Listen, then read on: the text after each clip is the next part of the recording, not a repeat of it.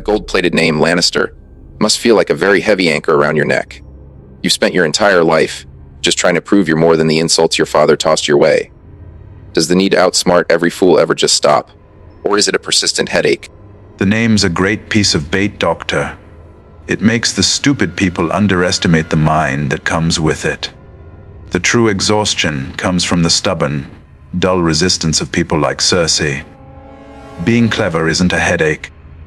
It's the only real weapon a man of my size gets to keep. You call your endless plotting a weapon.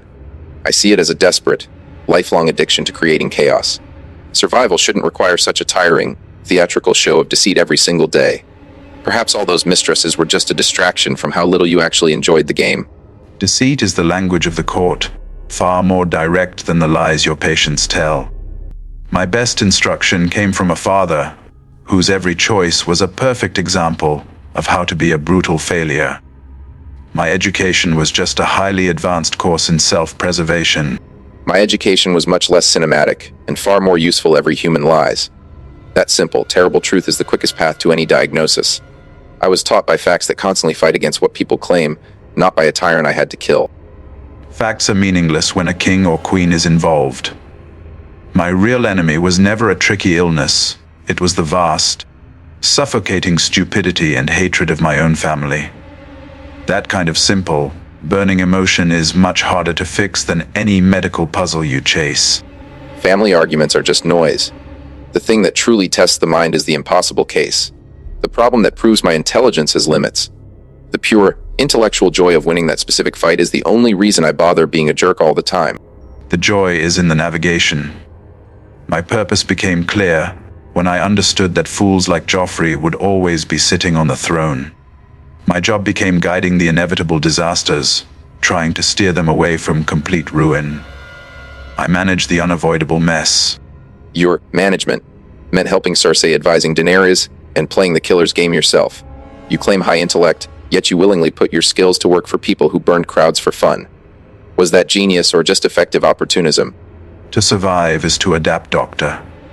Did your decision to compromise with Stacey, sacrificing your leg for the job, show moral purity? No. I chose to serve a powerful, flawed queen to prevent total societal collapse.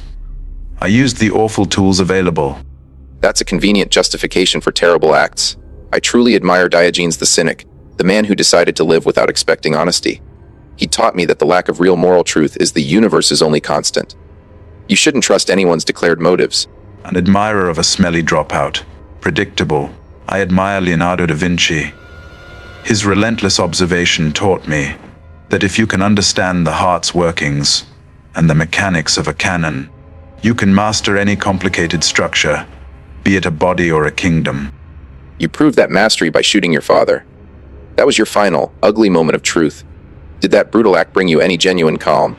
Or did you just trade the prison of your family for a new, high-stakes political terror? Calm is for priests. That action granted me the power to act, not just react. It was the moment I stopped being the victim and became the consequence itself. That harshness was absolutely necessary to free my political mind. Your freedom is paid for with blood and fighting. Mine is paid for with facts and logic.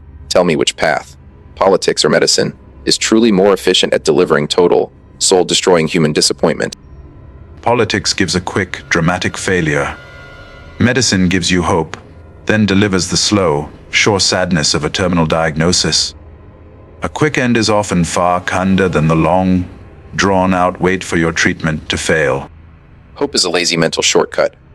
It lets you completely ignore the fact that every smart move you've made, from your affair with Shay to your deals with the Targaryens, was simply a complicated plan to ensure your own survival.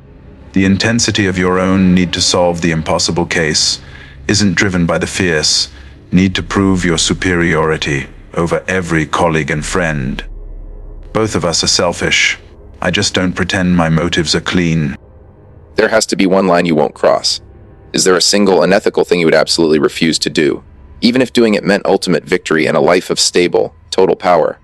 I would not inflict pointless, unnecessary pain on someone who is truly helpless. My worst decisions were always made against people who had already picked up a weapon, whether it was a sword or a political threat. There's a real difference. That boundary sounds very convenient for your conscience. When you look at the people you used, the allies you lied to, or the innocents caught in your queen's dragon fire, do you feel any real, simple sting of human regret that you didn't plan for? Regret is a weakness. I don't indulge it. I regret the circumstances that forced me to betray people, and the wasted intelligence of those I had to outsmart. Emotional softness is simply a guaranteed death sentence in my line of work.